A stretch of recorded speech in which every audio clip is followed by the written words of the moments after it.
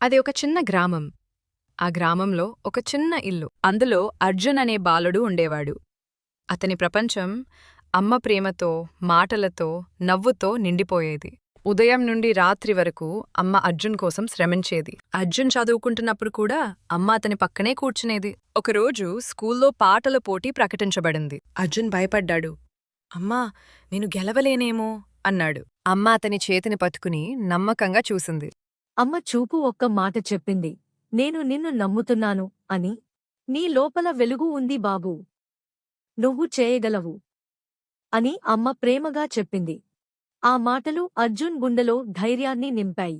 అమ్మతో కలిసి ప్రతిరోజూ పాట అభ్యాసం మొదలుపెట్టాడు. అమ్మ ఓపికగా నేర్పింది. ప్రతి నోటు సరిచేసింది. పోటీ రోజు వచ్చేసింది. పెద్ద స్టేజ్, పెద్ద జనాలు. అర్జున్ గుండెల్లో మళ్లీ భయం పెరిగింది. కాని కర్టెన్ పక్కన నిలబడి ఉన్న అమ్మను చూసిన వెంటనే అతనికి ధైర్యం వచ్చింది. అమ్మ చూపు ఒక్క మాట చెప్పింది, నేను నిన్ను నమ్ముతున్నాను. అర్జున్ పాట పాడటం ప్రారంభించాడు. అతని స్వరం ధైర్యంతో నిండింది. వేదిక మీద ఉన్న ప్రతి ఒక్కరూ అర్జున్ స్వరానికి మంత్రముగ్ధులయ్యారు. పాట చివరి నోటు ముగిసేసరికి సభ అంతా చప్పట్లతో మార్మోగిపోయింది. అర్జున్ విజేతగా ప్రకటించబడ్డాడు. అమ్మ ఆనందంతో అతని దగ్గరకు పరుగెత్తి వచ్చింది. ఆమె అర్జున్ను గట్టిగా కౌగిలించుకుంది. నీ కష్టఫలం బాబూ అని చెప్పింది.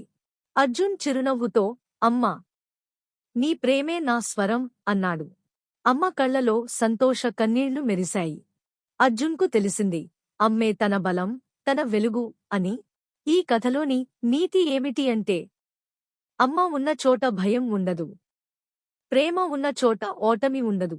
ఈ కథ మీకు నచ్చితే లైక్ చేసి, షేర్ చేసి, సబ్స్క్రైబ్ చేసుకోండి.